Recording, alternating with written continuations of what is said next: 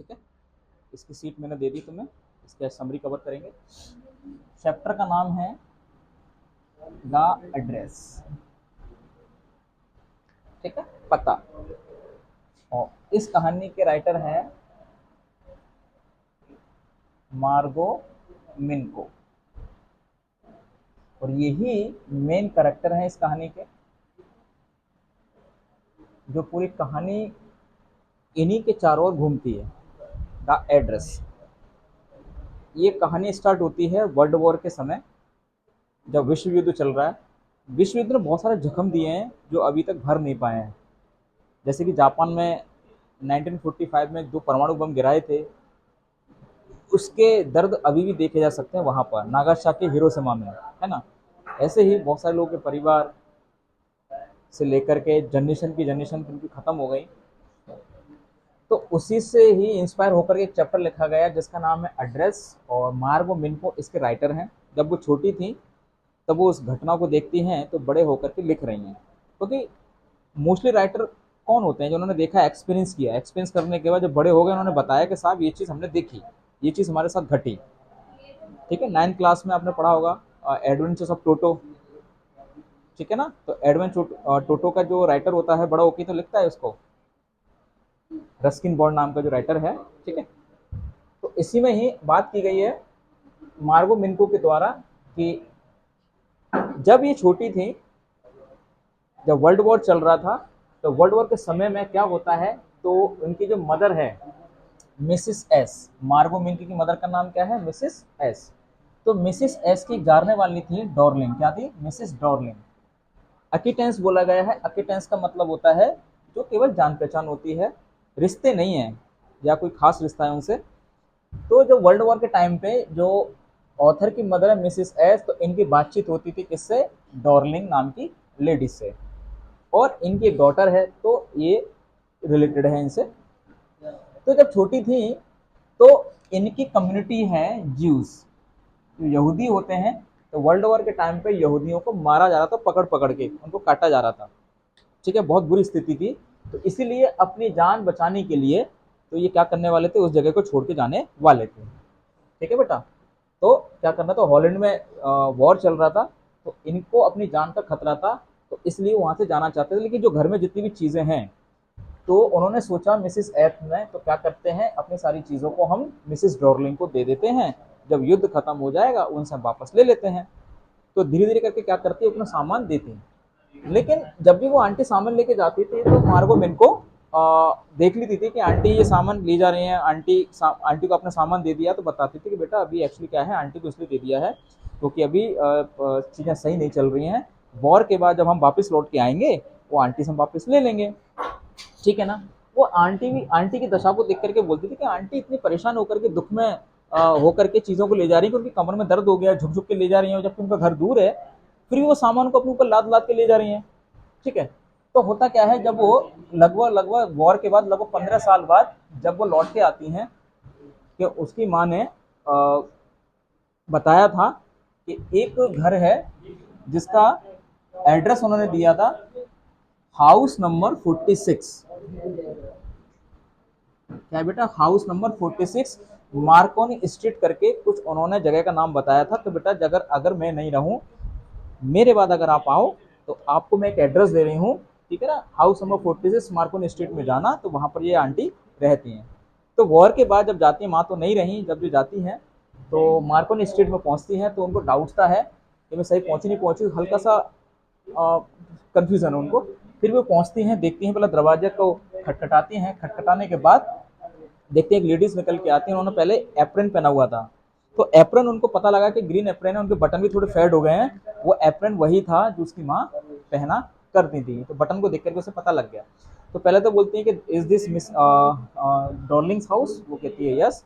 तो वो बताती है कि I am the daughter of Mrs S, तो बोलते मिसिस एस। फिर वो कंफ्यूज हो जाती है, उसको ऐसा लगता है कि अचानक से मतलब आ कैसे गए, उसको उम्मीद नहीं थी कि क्या नाम है, मिसिस एस या उसके परिवार से कोई व्यक्ति आएगा, ऐसी उम्मीद वो कर रही थी। तो थोड़ा सा कंफ्यूज हो जाती है, वो प्रिटेंड करती है उसे ना जानने का, मना कर देती है कि नहीं हम किस एस को नहीं जानती हैं, और हल्का सा दरवाजा क्या करते तिरछी खड़ी होकर के, जिससे कि अंदर का सामान, अंदर की चीजें ना दिखें, और वो दरवाजा बंद कर देती है कि यहाँ पे कोई मिसिस डॉर्लिंग नहीं रहती, ना ही हम मिसिस एस को जानते हैं।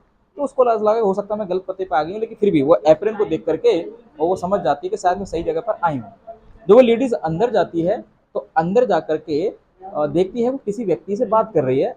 वो एक कोई और व्यक्ति था, तो वो व्यक्ति पूछता है डॉर्लिंग से, तो वहाँ कौन था, मतलब दरवाजे पे कौन था, उसने बोला कोई नहीं कोई नहीं, वैसे ही शायद वो कोई गलत पते पे आ गया। तो वो बोल देते एक्चुअली वो कोई नहीं था, वो उसकी बेटी थी। कौन थी? डॉर्लिंग की वो बेटी थी। उसके बाद जब वो वापस जा रही होती है तो थोड़ा सोच रही होती है कि पता नहीं आंटी ने ऐसा क्यों कहा, मना क्यों किया। तो स्टेशन में पहुंचती है, स्टेशन के बाद जब वॉर के टाइम की चीज़ों को याद कर रही है कि उस समय क्या हुआ था, कि जब मैं छोटी थी कि चीज़ें चल रही थी और मिसेस डॉर्लिंग सामान को ले जाती थी। तो उसको याद आ रहा है कि हमारे यहाँ पर बहुत सारी एक्सटेंसिव चीज़ें हुआ करती थी और वो सब किसको दे दी थी?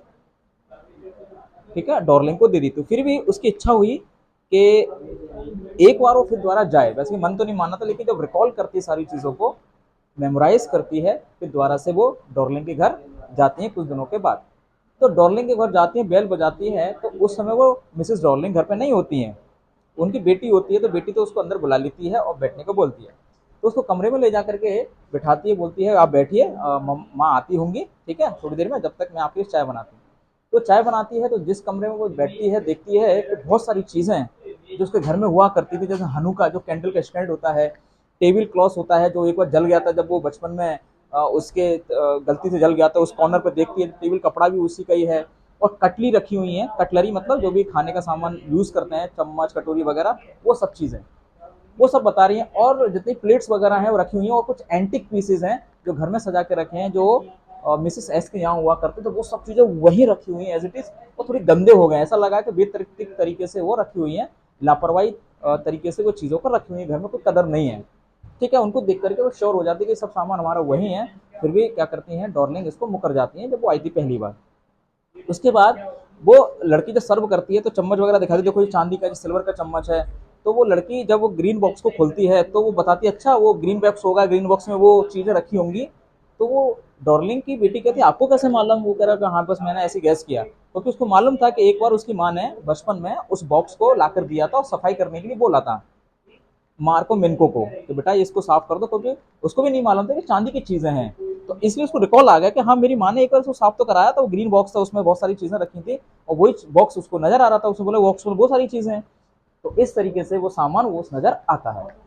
फिर वो क्या होता है कि फिर वो सोचती है कि मतलब कि अब ये सब चीज़ों को मैं इसको पजेशन जो मेरे बिलोंगिंग्स है, जो मेरा अधिकार है, इनको अधिकार करने से फ़ायदे क्या है? जब मेरी माँ ही नहीं रही, ठीक है ना, तो मुझे इस चीज़ को लेकर के ज़्यादा एम्फेसाइज क्यों करना चाहिए? फिर वो उस घर से चली जाती है मायूस होकर के, ये सोच करके कि मतलब कि जो हमारी मेमोरीज होती हैं, थिंकिंग्स होती हैं, यादें होती हैं, वो ज़्यादा बेटर होती हैं किसकी अपेक्षा? किसकी बजाय? चीज़ों की बजाय। कह रहा है कि जीवन में चीज़ें आती जाती रहती हैं, टूटती फूटती रहती हैं, लेकिन याद ही तो रह जाती हैं, मेमोरीज रह जाती हैं। तो उस पर रियलाइज करती है कि हाँ केवल हमें याद ही रखनी चाहिए। जब मेरी माँ नहीं रही तो इन चीज़ों से मुझे क्या करना? समझ रहे हो ना? क्योंकि कोई माँ ही नहीं तो दी थी उसको। जब मेरी माँ ही नहीं रही तो मैं इस किस चीज़ की पजेशन की बात को छोड़िए, बाहर मैदानी दीजिए।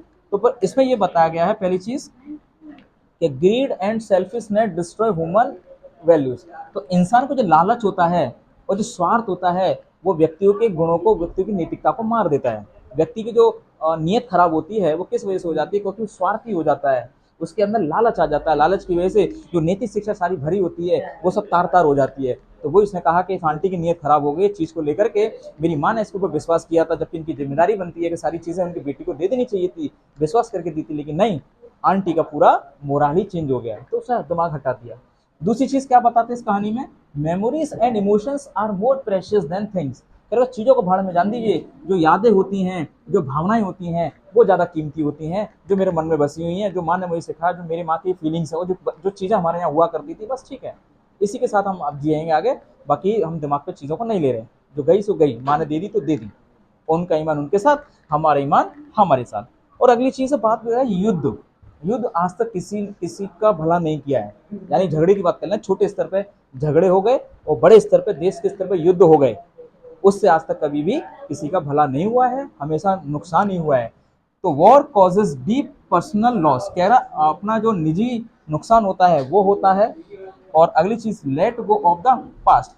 और हमें भूतकाल को भूल जाना ही बेहतर है, क्योंकि भूतकाल को लेकर के वर्तमान में अगर हम ज़्यादा सोच के चलेंगे, वर्तमान को भी खराब होने के चांसेस होते हैं। इसलिए पास्ट की चीज़ों को पास्ट में जाने दीजिए। वही मार्गो मेन को सोच रही हैं इस वाली घटना के माध्यम से। ठीक है, तो ये था आपकी मेन मेन चीज़ें जो पूरे चैप्टर में बताने की कोशिश की गई हैं।